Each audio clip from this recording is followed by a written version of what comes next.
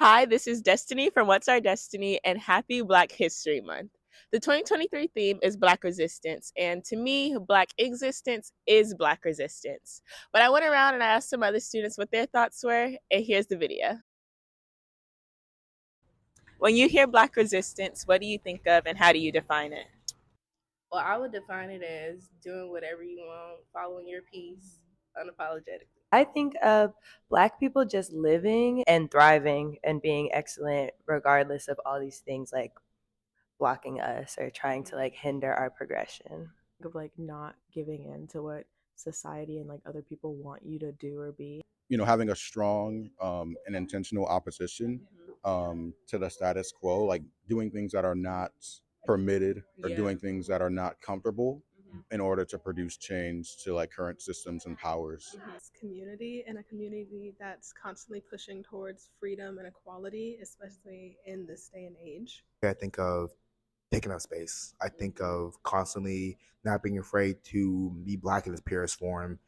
I think Black resistance comes in many forms. Obviously, there's protesting and marching, but also just Black joy and creativity. And I think what's really important is to succeed and do well in spite of all of this, but also despite of all of the obstacles put in place. When I hear Black resistance, I think of being unapologetically yourself and not trying to fit into a box of what people think Blackness is. It's about advocating for yourself in all facets of life because nothing's given to us. So you always have to just go for it. You just have to have confidence within yourself and knowing that you can do whatever you put your mind to, even when people try to like degrade you or doubt you. When I think of Black resistance, I think of Black people just doing what's best for us and putting ourselves first, however we see fit, just doing whatever makes us happy and being authentically ourselves every day, all year. Yeah. It's when I think about my life here as a Black person at Duke, I think about Black resistance and just filling up spaces and making sure that everyone knows that we're meant to be here. Doing the things that we're not expected to do or that we were never technically taught to do. It's going out of the norm, breaking norms, and just living the way we were always meant to live, no matter what the others think of us. Say there's like a specific example that I have in mind. So there's this play by Alice Childress. It's called Trouble in Mind. It's a play within a play. So basically you have like these actors who are like preparing and rehearsing for this play. It basically has like this white savior complex, and like the actual play, it doesn't end up like praising like white people or like saying, oh, okay, they did this. It's like, no, this is the problem with like the white savior complex and white people just thinking that like they're able to like do all these things. And like the play initially was getting like good like reviews until like most people saw like the end of the play, and like most people in theater realm, they were kind of like, this is a good play but you should like change the ending. And basically Alice Childress was like, no, I'm not, because that's actually the issue. It was like, this is what needs to be focused on. I'm not just gonna like wash away what I'm literally talking about in the play just for some white people to be happy in the audience. And like, y'all know I love theater, so that was just the example that I had to talk about. When I think of Black resistance, I think of Black community and the positive nature that we can enforce in our community, and using weapons that white America has used to profit off of the Black community, as in laughter and entertainment, but using it to develop our children and develop our young people so they can grow up and not resist against each other, which is what they want us to do, but in order to empower us as a people and to create a better future for everyone following us. So, as a Black student, what's a way that you resist in this time and place? Just kind of like being surreal almost, just like walking around as a clean slate, just as I am, as I know I am. I try to resist by just prioritizing myself and sometimes just knowing that I can rest and work and just trying to have a balance between the two. Like, you're just not going to catch me working every single day. It's just not going to happen. I'm simply not built for it. I'm not either. And I'm not going to force it either. I'm going to rest. I'm going to resist. And yeah. I feel like since I attend a PWI, like one, just being here is an act of resistance. And like for me, it's knowing that what I'm doing and what I'm pursuing is like for myself. Like I'm not doing it to prove that I'm just like good enough or better or anything. Like it's for me and like my family. And then like Black people, we've experienced a lot of like horrible things like in our past and continuously, and so people expect us to be like miserable or to never amount to anything. So I subverting that and like making time for yourself to like do better and be happy and like not try to like fall into that like notion that you have to be less than, because that's just not true. I try to just take as much space as possible. I try to be present, be active. And the last thing I want to be a palatable Black person. I do not need to suit your taste at all. I don't need to, make you comfortable. And my goal is to make myself comfortable. Therefore, if you're comfortable, I do not care, frankly. And I think in the way that I carry myself, in the way that I walk, the way that I talk, so some people may not expect that from me. However, I'm gonna keep being me regardless and despite of everything else. So, me personally, I'm gonna keep being me. Well, as a Black student at Duke University, I resist by being very, very involved in all of the Black programs and community events and stay on the exec board, I think the way that I resist is just always understanding that I deserve to be there and all the hard work that I've put into being who I am today, and everybody who's poured into me to be here is worthy of like where I am and where I'm gonna be. It's just like when I'm walking on the sidewalk and I see people walking towards me, I try to like take up space and not move out of the way because I earn the space as much as other people have. Or if there are people like sitting at a table and there are empty seats, I try and like find the space for myself instead of moving to a different location because I deserve that space as much as anyone else.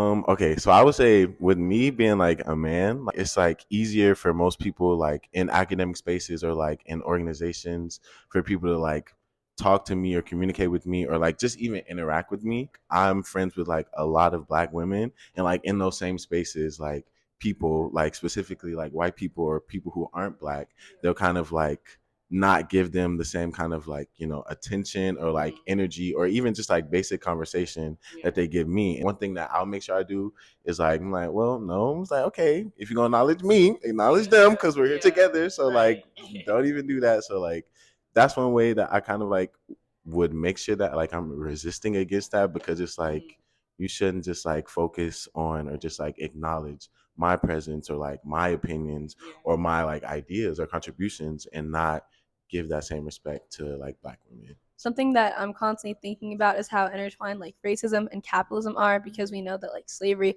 was the first form of capitalism. So I'm not like pressing myself to be productive all the time. I feel like I always need to be doing something because I prioritize like my rest, and rest is like a form of resistance. How I resist, specifically as a Black woman, is I see the experiences that my grandmother and my mother had, as far as like their regrets and limitations in life due to the era that they were born in. So my Black resistance is just doing everything that I set my mind to and just living my life to the fullest is really how I embody Black resistance, because I've seen, my predecessors not be able to do the same. I'm like, on y'all's behalf, I'm gonna make sure that I do whatever the heck I want and I have a deeply enjoyable life.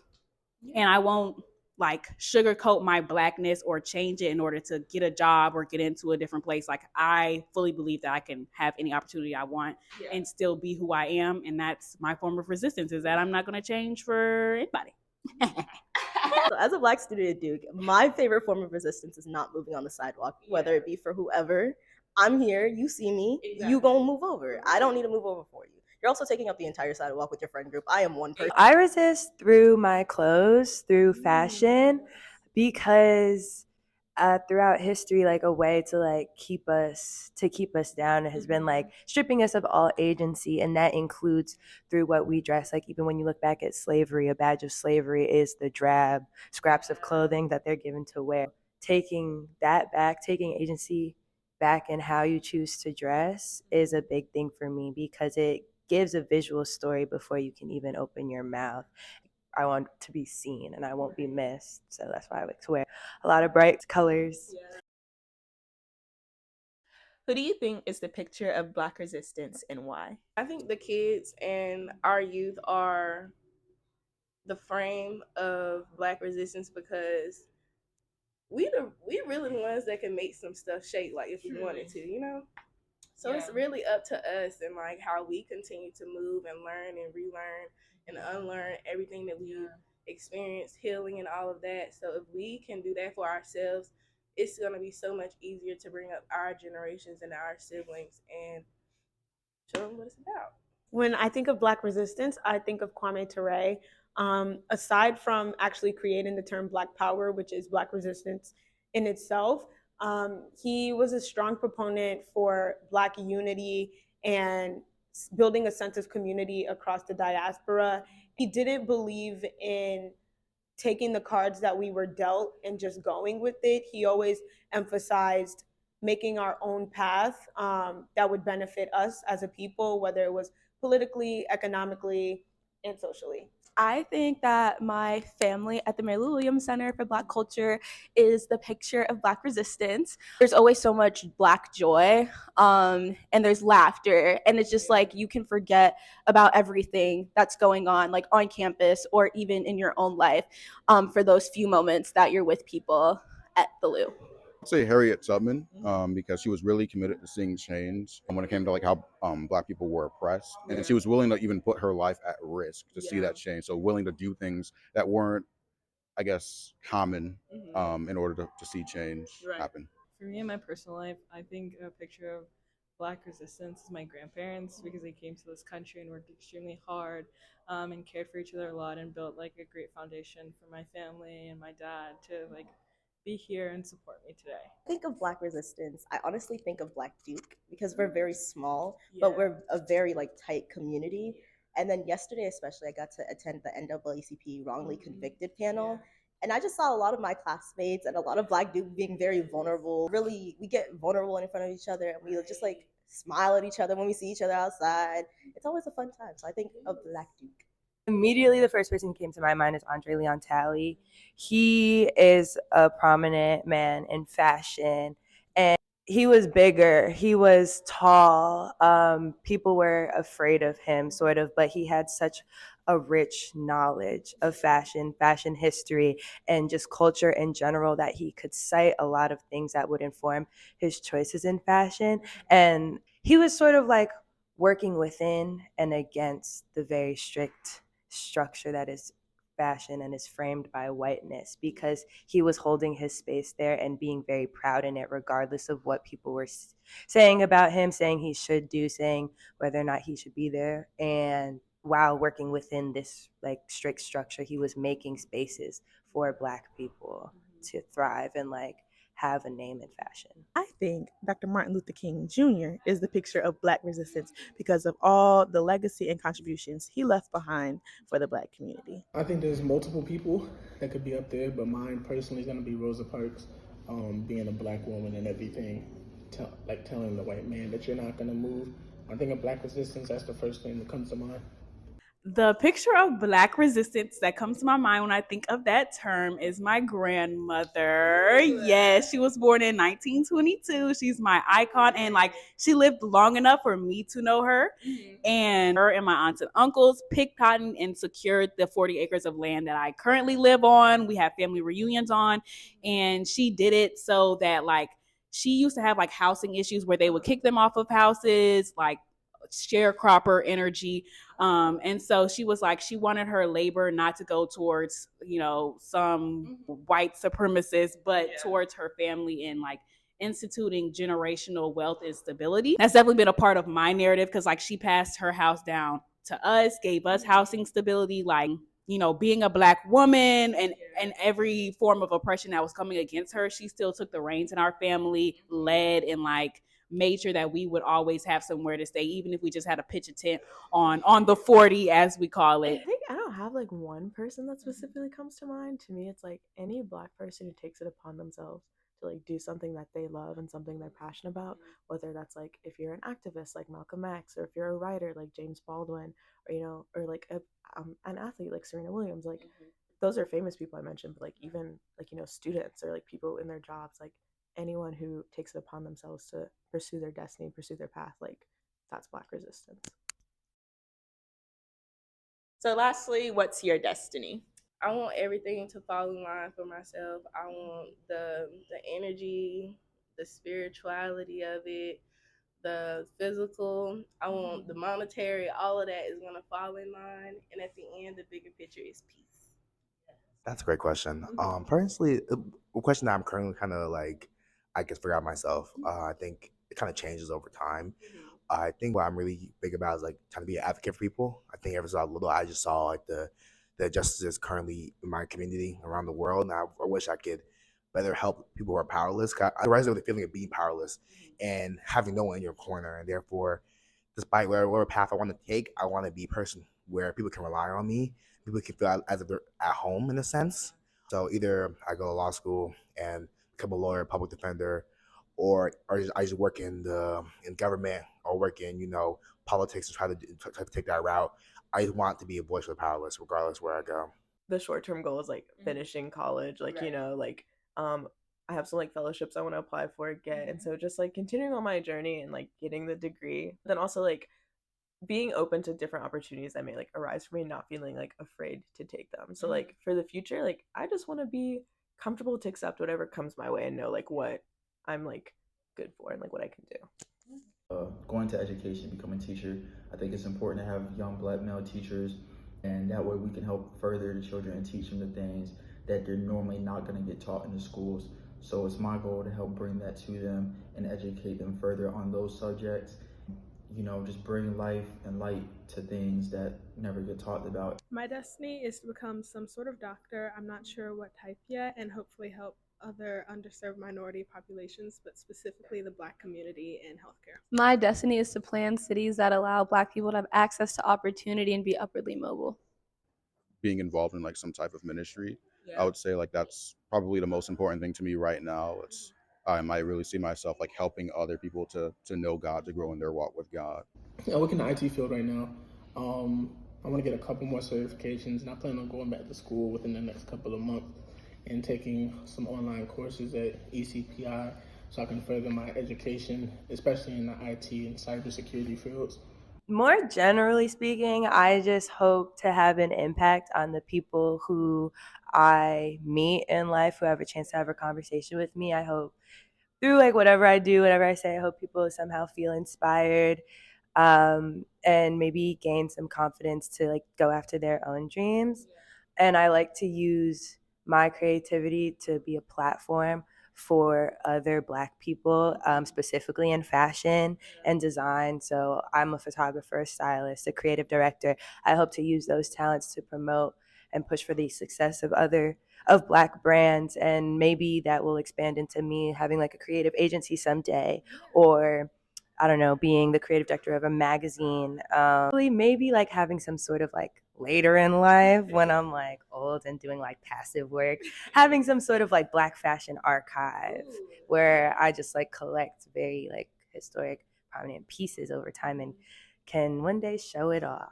My destiny is that I want to be a civil rights attorney with the focus on helping Black people get better plea deals, getting people who are wrongfully convicted out of jail, helping speed up the process of people getting to trial, things like that. I'm just really interested in getting rid of the injustices that are currently present in the legal system as they pertain to Black people in any way I can. I think for my destiny, like always looking at a short-term and long-term plan. I know that I want to go to grad school.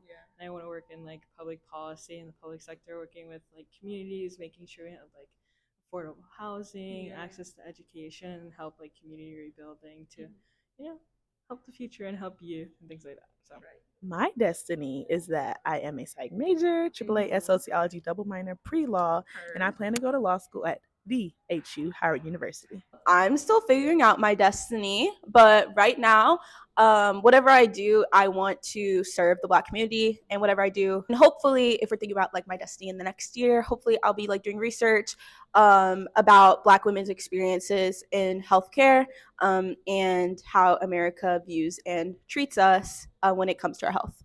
Okay, for me, I really want to go into like acting and directing, but I want to use like I'm a double major, psychology and theater studies, and I want to use like what I learned from like psychology and apply that like to theater, on camera and film acting, and kind of like make it a space where it's like you kind of like have this like understanding of like cognition and like social relationships, and you take that, apply that to acting, especially for like younger, like younger Black kids of color who are like trying to get into the industry and they don't really have like access to like those types of like workshops or just like classes and things like that where they can like learn those things. It was like, okay, let's take a step back. Let's understand like why we do these things as humans, and then apply that to like acting and directing and like including those like kind of factors of like realisms. So my destiny comes in multiple parts. Okay. First, we're going to med school, becoming a doctor. Yeah. And then I'm going to be a doctor for Lord knows how long. But I do want to make the eventual transition into health policy because I feel like we all talk about changing the system, but we do try to do it from the outside a lot. And sometimes you have to be in the system to understand how it works and how it affects people to truly know how it changes. So I want to be a doctor to get that hands-on experience with people, talk to patients, see everybody every day, and then make a transition to health policy and like be the medical director of a hospital or something. My destiny is to be happy, be myself, while also helping others and making a genuine difference in the world. My destiny is to be fly and turned for the rest of my life, all the way up to probably my 90s. I expect to live long, run for office, have positive impact on those around me. And yeah. Thank you so much for watching, and happy Black History Month again from At What's Our Destiny. At What's Our Destiny. At What's Our Destiny. What's our destiny? What's our destiny? Make sure you follow and tap into at What's Our Destiny. I'm Breon, and you're watching What's Our Destiny. What's our destiny? What's our destiny? Don't forget to be black and bold and unapologetic. And don't forget to tap into What's Our Destiny. Thank you. At What's Our Destiny? Hi, I'm Rainey, and this is at What's Our Destiny. What's our destiny? My name is Shariah White at Duke University, and you're watching What's Our Destiny? At What's Our Destiny.